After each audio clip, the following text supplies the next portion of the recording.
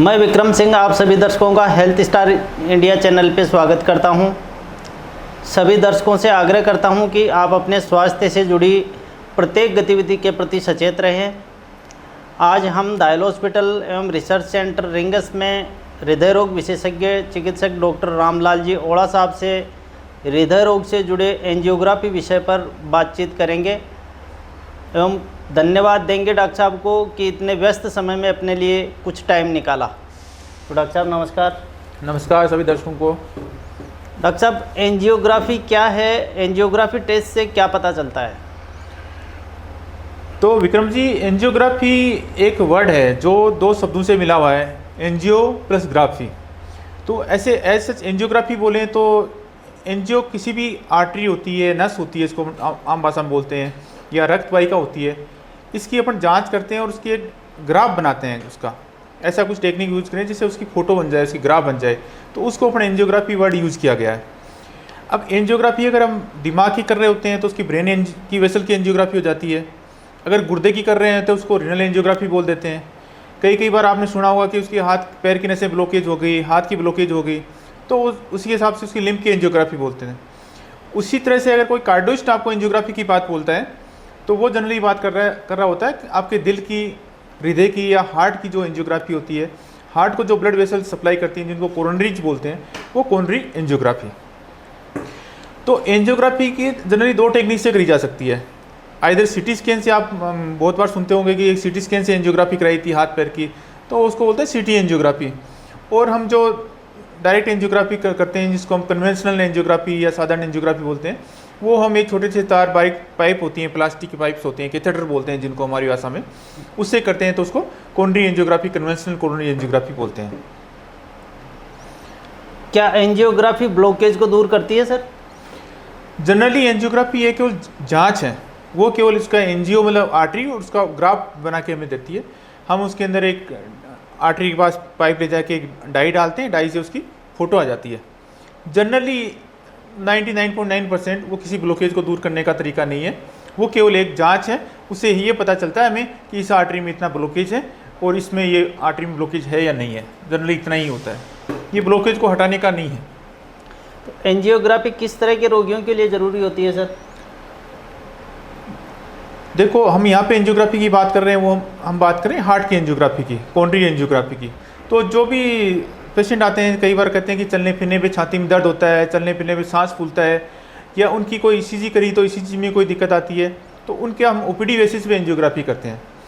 और दूसरे मरीज जो होते हैं जो इमरजेंसी वाले होते हैं, इमरजेंसी वाला कोई भी जिसको हार्ट अटैक पड़ जाता है, जैसे ईसीजी में देखते ही लगता है कि हार्ट अटैक आ गया है, मेजर हार्ट अटैक आ गया है। दूसरा वो तेज छाती में दर्द के साथ आता है, चिल्लाता हुआ आता है कि दर्द हो रहा है बहुत तेज छाती में, और ईसीजी में साथ में चेंज हो जाते हैं, तो एंजियोग्राफी करते हैं। क्या एंजियोग्राफी टेस्ट से रोगी को दर्द होता है? देखो, जनरली कहूँ तो एंजियोग्राफी करने से या एंजियोग्राफी टेस्ट के अंदर रोगी को दर्द नहीं होता है। और मोस्टली एंजियोग्राफी के अंदर ऐसा भी बेहोशी नहीं करते, जनरल एनेस्थीसिया भी नहीं देते हैं जिसकी वजह से वो पूरा बेहोश हो जाए।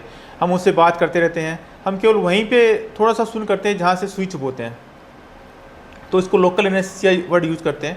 तो ऑलमोस्ट पेन फ्री होता है। पेन भी कितना होता है, जैसे एक छोटा सा कांटा चुभता है उतना सा दर्द होता है, अदरवाइज ऑलमोस्ट पेन फ्री होता है एंजियोग्राफी। एंजियोग्राफी में मरीज को ठीक होने में कितना समय लगता है? अब देखो, ये डिपेंड करता है कि एंजियोग्राफी के अलावा उसको क्या क्या दिक्कत है। किसी का हार्ट का पंप कमज़ोर है, अटैक के साथ में आया है, तो उसकी एंजियोग्राफी के साथ में दूसरी प्रोसीजर भी होती है, स्टेंटिंग वगैरह भी होती हैं, तब तो उसको हम अंडर 48 आवर एटलीस्ट हम उसको ऑब्जर्वेशन के अंदर रखते हैं। अदरवाइज अगर एंजियोग्राफी किया, एंजियोग्राफी में नॉर्मल है या कुछ माइनर ब्लॉकेज है, तो आधा एक घंटे बाद हम उसको चाय बिस्कुट वगैरह सब दे देते हैं, और शाम को कहते हैं कि एक डाइट उसको लाइट डाइट लेनी है, उसके बाद वो नॉर्मल हो जाता है। तो एंजियोग्राफी तो एक सिंपल जांच है, मतलब उसके लिए ऐसा नहीं है कि कोई बीमारी है उसको ठीक होने में टाइम लगेगा या नहीं लगेगा। मोस्टली अगर हाथ से एंजियोग्राफी करते हैं हम, तो उसको 1 घंटे बाद या 1.5 घंटे बाद छुट्टी भी कर देते हैं हम घर पर। एंजियोग्राफी टेस्ट करवाने के रोगी को क्या फ़ायदे और क्या नुकसान है सर? देखो, एंजियोग्राफी से क्या होता है, बीमारी का पता चलता है कि उसमें ब्लॉकेज है कि कितना ब्लॉकेज है, कितना नहीं है। जनरली ऐसा नहीं है कि आप भी कहो कि मेरा एंजियोग्राफी कर दो।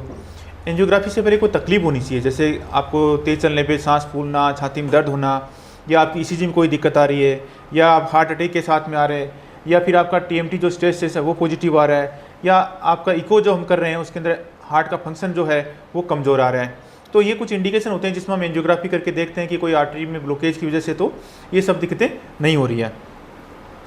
देखो जनरली क्या होता है कि हर कोई भी ऑपरेशन हो या कोई भी प्रोसीजर हो मेडिकल साइंस में, उसके कुछ साइड इफ़ेक्ट भी होते हैं या कुछ उसके नुकसान भी होते हैं। तो उन नुकसान में जैसे एंजियोग्राफी की वजह से कई बार जहाँ से सुई लगाते हैं वहाँ पे थोड़ी सूजन आ जाती है, और रेयर केस में कई बार 1000 में से किसी एक आदमी की जान को भी खतरा जैसी बात भी बन जाती है। वो जनरली उसके साथ में अगर बहुत सारे हार्ट पहले से कमज़ोर है और सारी दिक्कतें हैं तो ऐसे केसेस में ऐसा नोट किया गया है। मोस्टली आजकल इतनी टेक्नोलॉजी एडवांस हो गई है कि ऑलमोस्ट रिस्क बहुत कम होती है। तो एंजियोग्राफी करते समय मरीज़ को कितना जोखिम रहता है सर? एंजियोग्राफी करते टाइम जैसे अपन उसको लोकल एनेस्थीसिया में करते हैं। लोकल एनेस्थीसिया का मतलब ये होता है कि वहाँ पे जहाँ सुई चुभोते हैं वहीं पे थोड़ा सा सुन करते हैं, बाकी पेशेंट बिल्कुल एकदम होश में रहता है। हम उससे बात भी करते रहते हैं, पूछते भी रहते हैं कि आपको दर्द तो नहीं हो रहा, आपको कोई तकलीफ हो रही तो वो बताता है, अगर तकलीफ होती तो वो बताता भी है हमें उस टाइम। तो इस तरह से रहता है, ऐसा नहीं है कि बेहोश करना है, वेंटिलेटर पे लेना है, वो सब चीज़ें नहीं होती हैं इसमें। एंजियोग्राफी कैसे होती है और कितना समय लगता है सर इसमें? एंजियोग्राफी में देखो डिपेंड करता है पर्सन टू पर्सन और आप किस टेक्निक से कर रहे हो या कैसी कंडीशन में कर रहे हो। जनरली एंजियोग्राफी 10 मिनट या 15 मिनट का काम होता है, लेकिन उससे पहले कुछ जांचें भी करनी पड़ती हैं, उसके बाद पोस्ट ऑप में भी ऑब्जर्व करना पड़ता है। तो अगर हम रेडियल आर्टरी से हाथ से अगर एंजियोग्राफी करते हैं तो लगभग उसको 1.5 से 2 घंटा हम हॉस्पिटल स्टे मानते हैं, और फीमोरल आर्टरी से करते हैं तो फिर हम बोलते हैं कि उसको 12 घंटे कम से कम हम रोक के रखेंगे। अदरवाइज एंजियोग्राफी करने में कोई बहुत टाइम नहीं लगता, उसमें तो 5 मिनट का काम होता है। एंजियोग्राफी में कितना पैसा खर्च होता है सर?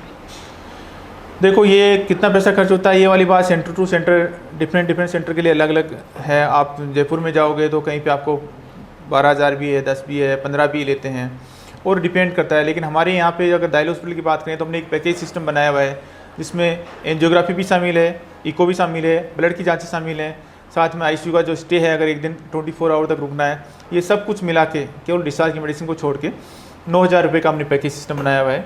वो ऑलमोस्ट सबसे सस्ता अपने सीकर डिस्ट्रिक्ट में बात करें या जयपुर के आसपास बात करें तो हमने ही रखा हुआ है। एंजियोग्राफी के बाद मरीज़ को क्या खान पान लेना चाहिए, कौन सी सावधानियाँ ध्यान में रखनी चाहिए? देखो एंजियोग्राफी के बाद, एंजियोग्राफी जैसे मैंने आपको पहले भी बताया केवल एक जांच है, तो इसमें कुछ खान पान पे चेंज करने पे ऐसा कुछ ज़्यादा नहीं होता है। बस जिस दिन एंजियोग्राफी होती है उस दिन हम एंजियोग्राफी के बाद उसको थोड़ा सा चाय बिस्कुट से शुरू करते हैं, और शाम के लिए बोलते हैं कि थोड़ा सा लाइट ही डिनर ले। अदरवाइज जैसा अपना नॉर्मल खाना पीना करता है वैसा खाना पीना करे।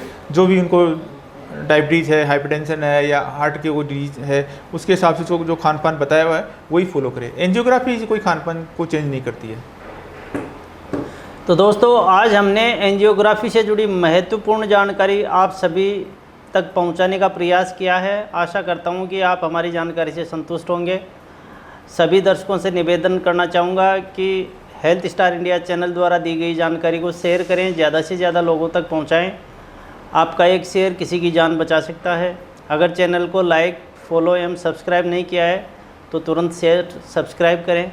धन्यवाद। नमस्कार, धन्यवाद।